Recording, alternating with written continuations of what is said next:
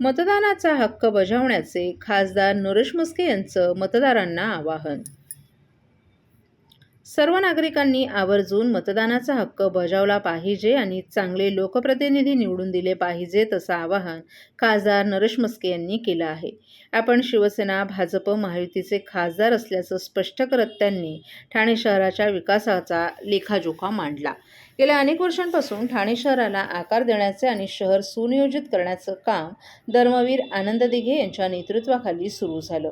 त्याच धर्तीवर मुख्यमंत्री एकनाथ शिंदे यांच्या नेतृत्वाखाली ठाणे शहराला नवीन, आधुनिक आणि एकरूप स्वरूप देण्याचं काम महायुतीने केले असल्याचं म्हस्के यांनी सांगितलं. ठाणे शहरात शिवसेना आणि महायुतीनं मोठ्या प्रमाणात विकास कामं केली असून काम करणाऱ्यालाच मतदारांनी मतदान करावं असं आवाहन देखील त्यांनी केलं. महायुतीचं चिन्ह कमळ असून दोन्ही चिन्हांसमोरील बटन दाबून पुन्हा एकदा ठाण्यात भगवा फडकवा असं आवाहन देखील त्यांनी मतदारांना केलं. मतदान प्रक्रियेदरम्यान तांत्रिक अडचणी येऊ शकतात, कारण ती शेवटी मशीन आहे आणि अशा छोट्या मोठ्या अडचणी प्रत्येक निवडणुकीत होत असतात. मात्र त्याचा अनावश्यक गवगवा करू नये असं मतही म्हस्के यांनी व्यक्त केलं. निवडणुकीत पराभव दिसू लागल्यावर काही जण कारणं शोधत मतदान प्रक्रियेवर आरोप करतात, मात्र लोकशाही प्रक्रियेवर विश्वास ठेवणं आवश्यक असल्याचंही त्यांनी स्पष्ट केलं. आहे आज लोकशाहीच्या सर्वात मोठ्या उत्सवाला सुरुवात झालेली आहे. मतदारांना काय आवाहन असेल? मतदारांना माझं एकच आव्हान असेल की सगळ्यांनी मतदान केलं पाहिजे, आपला मतदानाचा हक्क बजावला पाहिजे, चांगले लोकप्रतिनिधी आपण निवडून द्यायला पाहिजे. आणि अर्थात मी शिवसेना भाजप युतीचा खासदार आहे. शिवसेनेच्या माध्यमातून गेले 32 वर्ष ठाण्याला आकार देण्याचं काम, ठाणे महापालिका क्षेत्र सुनियोजित बनवण्याचं काम माननीय यापूर्वी धर्मवीर आनंद दिघे साहेब आणि आता एकनाथ शिंदे साहेब यांच्या नेतृत्वाखाली ठाणे शहराला एक नवीन रुपडं देण्याचं काम आम्ही केलेलं आहे. आणि त्यामुळे तुम्ही सगळ्यांनी काम करणाऱ्याला मतदान करायला पाहिजे. आणि ठाण्यात शिवसेनेने आणि आमच्या महायुतीने, शिवसेना आणि भाजप महायुतीने काम केलेलं आहे. त्यामुळे तुम्ही आम्हाला निवडून द्या. आमची निशाणी जी शिवसेनेची आहे धनुष्यबाण आणि भारतीय जनता पार्टीची निशाणी कमळ, दोन्ही चिन्हा शेजारील बटन दाबून पुन्हा एकदा या ठाणे महानगरपालिकेवर महायुतीचा भगवा फडकावा. सर, नवी मुंबईला पाहायला गेलं तर गणेश नाईक यांना मतदान केलं. राज्यभरात आज महापालिकाच्या निवडणुकांसाठी शांततेत आणि उत्साहात मतदान सुरू आहे. ठाण्यात कुटुंबियांसह मतदान केल्यानंतर उपमुख्यमंत्री एकनाथ शिंदे यांनी पत्रकारांशी संवाद साधत सर्व मतदारांना मतदान करण्याचं आवाहन केलं. यावेळी खासदार श्रीकांत शिंदेही उपस्थित होते. ठाण्यातील वागळे इस्टेटसह संपूर्ण शहरात मतदारांमध्ये प्रचंड उत्साह दिसून येतोय. मुंबईतही सकाळी चांगला प्रतिसाद मिळाल्याचं उपमुख्यमंत्री एकनाथ शिंदे यांनी नमूद केलं. मतदान हा लोकशाहीतील सर्वात महत्त्वाचा हक्क आहे. आपल्या शहराच्या विकासासाठी, भविष्यातील सोयीसुविधांसाठी प्रत्येक नागरिकाने मतदान करणं आवश्यक असल्याचंही त्यांनी सांगितलं. निवडणूक प्रक्रियेबाबत बोलताना त्यांनी निवडणूक आयोग पारदर्शक आणि काटेकोर पद्धतीनं काम करत असल्याचं सांगितलं. कुठेही मतदान यंत्रात अडचण आल्यास त्याची तातडीनं नोंद घेऊन मतदार वंचित राहू नयेत यासाठी आवश्यक उपाययोजना केल्या जात असल्याचंही त्यांनी स्पष्ट केलं. कोणतेही बोगस मतदान होऊ नये, प्रत्येक मतदाराला आपला हक्क बजावता यावा यासाठी आयोग दक्ष आहे. त्यामुळे सर्वांनी निर्भयपणे मतदान करावे असं आवाहन करत उपमुख्यमंत्री शिंदे यांनी मोठ्या प्रमाणावर मतदान होईल असा विश्वासही व्यक्त केला. परसेंटेज बड़ा है, खासकर मुंबई जैसे शहर में लोग निकलते नहीं, बाहर का प्रतिशत होता है. मुंबई जैसे शहर में मैं जब यहाँ निकला घर से तब 25% से ज़्यादा पार हुआ था. तो मुंबई में वोटिंग परसेंटेज सबसे ज़्यादा दिखाई पड़ रहा है. इसका मतलब ये है कि लोग उत्साह में ये मतदान के लिए उतरे हुए हैं मुंबई का. और ये जो मतदान है ये अपने शहर के विकास के लिए, अपने खुद के जो सुविधा है उसके लिए और अपना जो फ्यूचर भविष्य है वो सुरक्षित करने के लिए सभी लोगों ने मतदान करना चाहिए. लेकिन मुझे विश्वास है कि मुंबई में जिस प्रकार से जो मतदान हो रहा है, परसेंटेज बढ़ा हुआ है, तो इसका मतलब है वहाँ पर परिवर्तन और बदलाव निश्चित आए. इसके अलावा सर जिस इंक की बात हो रही है, राज ठाकरे उद्धव ठाकरे उस पर आपत्ति जताते हैं, कहते हैं कि निकल जा रही है, सैनिटाइजर लगाइए निकल जाती है, इसलिए उसके भरोसा नहीं दे रहे हैं। नहीं, इससे इसमें डबल देखिए- वोटिंग हो सकती है उसकी वजह से। नहीं, इसके लिए डबल वोटिंग तो पोलिंग एजेंट तो उनके भी है ना, सभी पार्टी के पोलिंग एजेंट है। डबल वोटिंग कर रहे हैं तो उसको ऑब्जेक्शन देना चाहिए। और चुनाव आयोग ने उसका स्पष्टीकरण भी दिया है और मैंने भी चुनाव आयोग के अधिकारियों से कहा, पूछा है, तो उन्होंने कहा कि 2012 से इंक का यूज करते हैं। पहले सिर्फ वो इससे इंक बॉटल में डाल- इंक बोतल से, आज वो डायरेक्ट लगा, मार्कर। लेकिन इसमें मार्कर्स। लेकिन मेरा इतना ही है कि जो मतदान प्रक्रिया है पूरी तरह ट्रांसपेरेंट रहे। आमदार निरंजन डावखरे यांनी आज ठाण्यातील भगवती विद्यामंदिर येथे सपत्नीक आपला मतदानाचा हक्क बजावला. लोकशाहीच्या या महत्त्वपूर्ण प्रक्रियेत सहभाग नोंदवत त्यांनी सर्व नागरिकांनी आवर्जून मतदान करावं असं आवाहन केलं. मतदान हा नागरिकांचा मूलभूत अधिकार असून सक्षम आणि विकासाभिमुख नेतृत्व निवडण्यासाठी प्रत्येकाचं मत महत्त्वाचं असल्याचंही त्यांनी सांगितलं. ठाणे शहरात शांततापूर्ण वातावरणात मतदान प्रक्रिया सुरू असून मतदारांमध्ये उत्साहाचं वातावरण पाहायला मिळत असल्याचंही त्यांनी सांगितलं.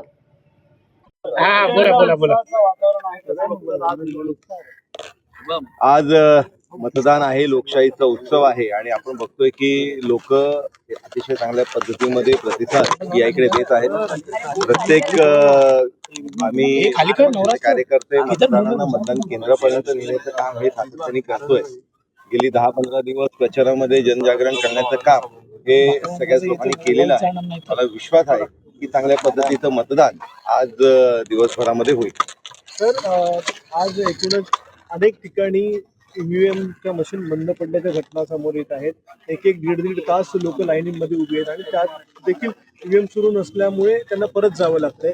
कोण जबाबदार आहे याला काय वाटतं? बरेच ठिकाणी मतदार यादीचं मतदान केंद्राचं शिफ्टिंग ही अचानकपणे झालेलं आहे आणि त्याच्यामुळे या संदर्भात मतदारांना जो नाहक त्रास सहन करावा लागतोय त्याच्यामध्ये प्रशासनाचे दोष निश्चितपणे आहे.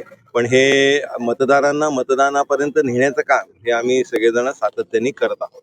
काही ठिकाणी बोगस मतदान देखील व्हायला सुरुवात झालेली आहे. निवडणूक आयोग कुठेतरी काळजी घेतली. अनेक लोकांची नावं देखील वगळलेली पाहायला मिळतात.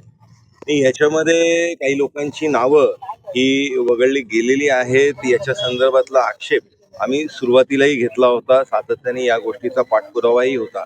पण याच्यामध्ये या सगळ्या अडचणींवरती मात करून मतदानाचा टक्का हा जास्त झाला पाहिजे हा आमच्या सगळ्यांचा प्रयत्न आहे. 50-60% आसपास मतदान आज दिवसभरात होईल असा विश्वास आहे. अबकी बार किती पार असा नारा तुमचा? मी जे प्रभाग क्रमांक 1 ते प्रभाग क्रमांक 33 फिरतोय त्याच्यामध्ये निश्चितपणे अबकी पार 100 पार हे महायुतीचं निश्चितपणे होईल असा विश्वास मला. Okay sir, thank you. सर्व नागरिकांना आवाहन करण्यात येत आहे की सध्या डासांमार्फत पसरणाऱ्या डेंग्यू या आजाराचा प्रसार रोखण्यासाठी प्रत्येकाने पुढीलप्रमाणे कार्यवाही करावी. डेंग्यू आजार एडिस इजिप्ती हा डास चावल्याने होतो. या डासांची पैदास साचलेल्या किंवा साचवलेल्या स्वच्छ पाण्यामध्ये होते.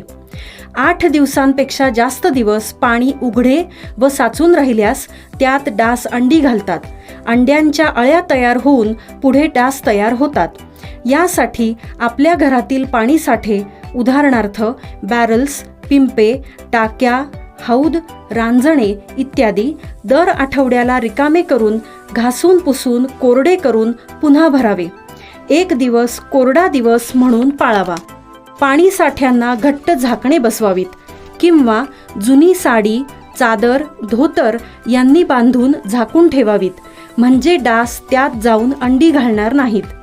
घराच्या गच्चीवर, आजूबाजूला, अंगणात कोठेही पाणी साचू देऊ नये. भंगार सामान उघड्यावर टाकू नये. उदाहरणार्थ टायर्स, प्लास्टिक सामान, कुंड्या, टाकाऊ वस्तू इत्यादी. अशा सामानात पावसाचे पाणी साठून त्यात डेंग्यूच्या डासांची पैदास होते. घरातील कूलर्स, फ्रीजच्या पाठीमागील ट्रे हे देखील वेळोवेळी कोरडे करावेत. लक्षात ठेवा, नुसत्या फवारणीने डास घनता कमी होत नाही, तर त्यासाठी डास पैदास ठिकाणे नष्ट करणे ही आपल्या सर्वांची जबाबदारी आहे. कोणताही ताप अंगावर न काढता जवळच्या शासकीय रुग्णालयात मोफत औषधोपचार घ्या. अशा प्रकारे नागरिकांनी सहकार्य केल्यास डेंग्यूचा प्रसार रोखणे सहज शक्य आहे.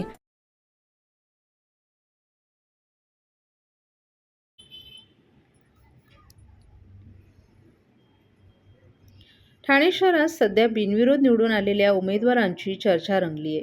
खरं तर ठाणे महापालिकेनं यापूर्वी स्पष्ट आदेश दिले होते की ठाणे महापालिका निवडणुकीत बिनविरोध निवडून आलेल्या उमेदवारांची नावे राज्य निवडणूक आयोगाचे निर्देश येईपर्यंत EVM यंत्रावर दिसणं गरजेचं आहे.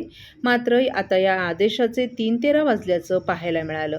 EVM मशीनवर बिनविरोध निवडून आलेल्या उमेदवारांची नावं नाहीत. त्यामुळे सध्या ठाण्यात बिनविरोध निवडून आलेल्या उमेदवारांची चांगली चर्चा रंगली आहे. महापालिकेने दिलेले आदेश का पाळले नाहीत, बिनविरोध निवडून आलेल्या उमेदवारांची नावं EVM मशीनवर का नाहीत, असे अनेक प्रश्न आता उपस्थित केले जात आहेत.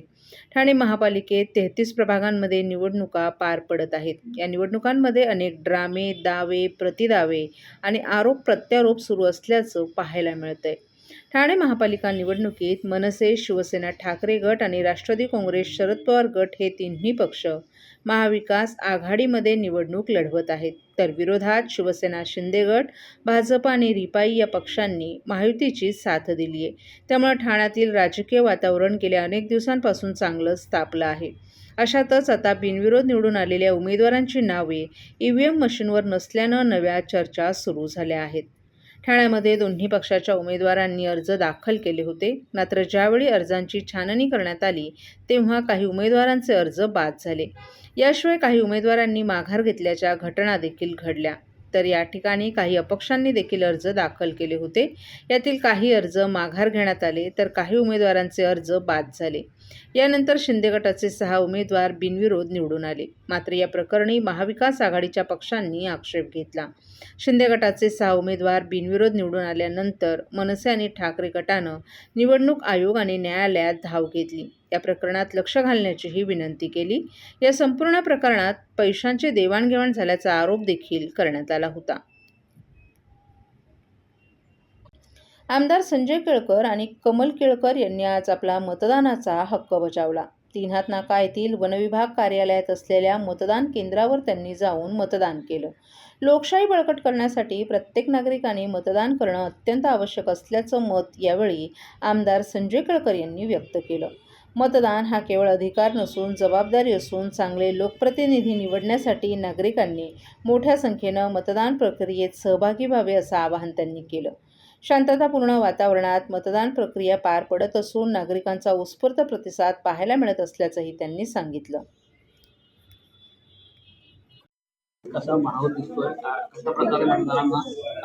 बघा, सकाळीच 7:30च्या आधीपासून या ठिकाणी रांगा लागलेल्या आहेत आणि हा नेहमीचंच दृश्य काही केंद्रावर आपल्याला ठाण्याला बघायला मिळतं. तरी देखील 5:30 वाजेपर्यंत जी वेळ आहे तर अधिकाधिक लोकांनी या मतदानामध्ये सहभागी व्हावं आणि तिसऱ्या इंजिनासाठी आज मोदीजींचं नेतृत्व केंद्राला लाभलेलं आहे. जगामध्ये त्यांनी एक काम वेगळ्या पद्धतीचं करून दाखवलं की राज्यामध्ये देखील महायुतीचं सरकार आहे. या ठिकाणी देखील माझा असा अंदाज आहे की ठाणेकर रेकॉर्ड ब्रेक मतदान करून आम्हाला रेकॉर्ड ब्रेक यश देतील.